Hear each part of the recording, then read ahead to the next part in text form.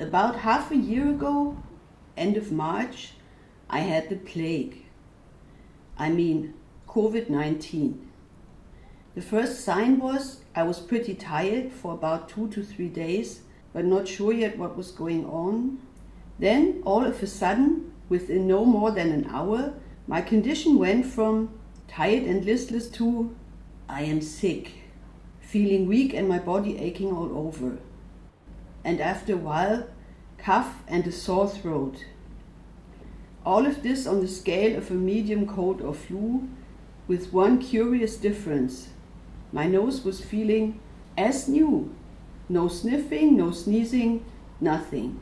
Whereas usually my nose is the part that I suffer from the most when I have a typical respiratory disease. It was this oddity that immediately made me think that it must be the new plague everybody was talking about. Thus, it went on for about 4 to 5 days, and then I slowly started to feel a bit better. Which is when I thought, if this was it and I'm already done with this COVID thingy, then I got my immunity fairly cheap. Awesome. But then after 2 days, suddenly I felt worse again. About twice as bad as during the first week. And that is when I got scared. Because I had always been hearing that if COVID takes a turn for the worse, it will be in the second week. Basically what I understood from medical accounts was that COVID either takes 1 week and then it is over, or after the first week it gets worse and then you are, I don't want to say an angel, but let's say you're basically dead. So at this point I thought I should better talk to my GP, but of course I couldn't just go there, probably being infectious and all, so I tried to call. The answering machine informed me that the doctor was too busy to pick up the phone, but I could always try writing an email, which is what I did for the first time in my life, calling a doctor by email. In my email, I tried to describe my symptoms and the course of events as best as I could, and then the next morning my GP called me back and said, "We don't officially have any tests, but what you told me in your email sounds as if you need one, so please come to the practice to pick it up." Yeah, and then I went to the GP's practice round the corner. The GP's assistant opened a window and tossed the test kit out to me. I went back home and for the first time in my life did a throat swab on myself. It turned out that performing a throat swab on oneself is somewhat tricky. Each time I tried, I got the feeling that I was going to vomit. But I kept trying because I was hoping that if I repeat the procedure often enough, I would be able to get a decent sample sort of in installments, like 10% plus 10% plus 10% and so on, would eventually get me to 100. I went back to the GP, tossed the test kit back inside through the window, went back home and waited. That was Friday. On Sunday morning, the moment I woke up, I felt that I was sicker yet again. Before, I had merely been feeling weak, but then on top of that, I had the feeling that I couldn't breathe very well. And that is when I really panicked. I dialed 112, that is the number you have to dial in Germany in case of a medical emergency.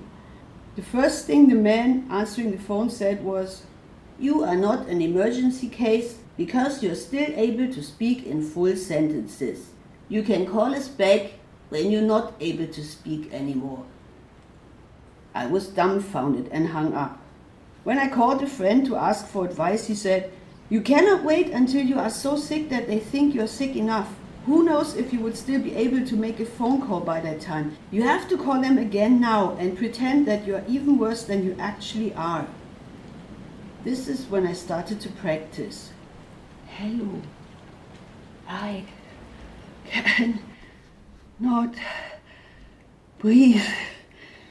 But fortunately, it didn't come to such an extreme, because while I was practicing, I had also taken a second look at Google, and I realized that there are also emergency doctors who are working in private. For those of you who are familiar with the German healthcare system, I'm talking about doctors for people with private health insurance. But the thing is, everybody can call this type of doctor, even if they don't have the private health insurance. Only in that case, they will have to pay the bill out of their own pocket. Frightened as I was, I didn't think long and proceeded to call such a private doctor. The doctor arrived at my house within the next hour and turned out to be a very friendly guy.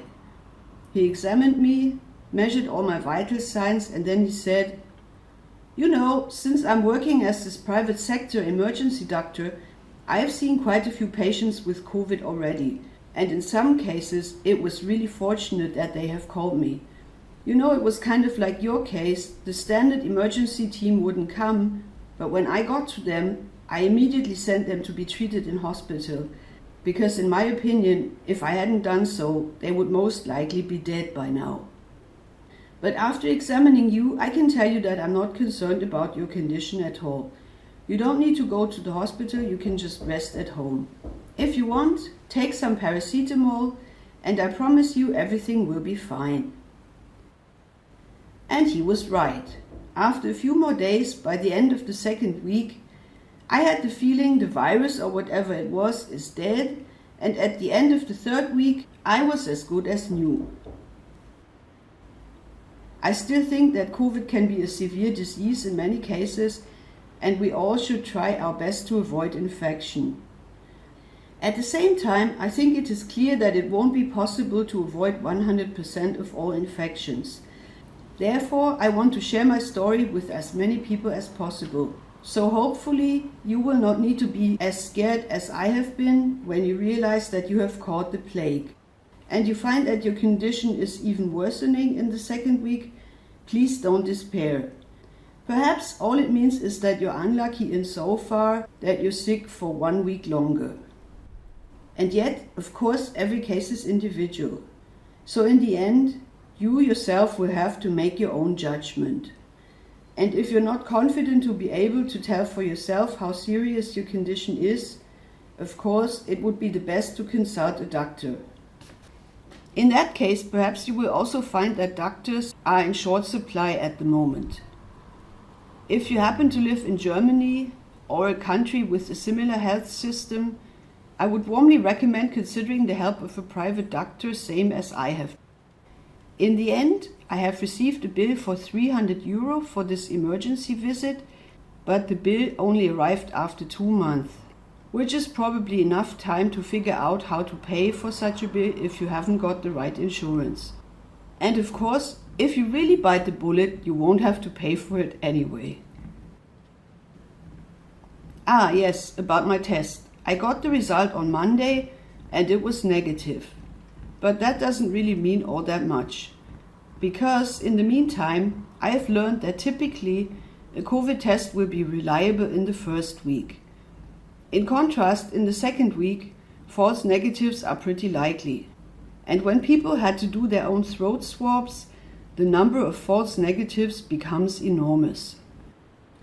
Personally, I am convinced that it must have been COVID. Because I never ever had any respiratory infection yet where my nose was completely unaffected. Come to think of it, I also never had any infection whatsoever where I first got sick, then got better and then got worse than before.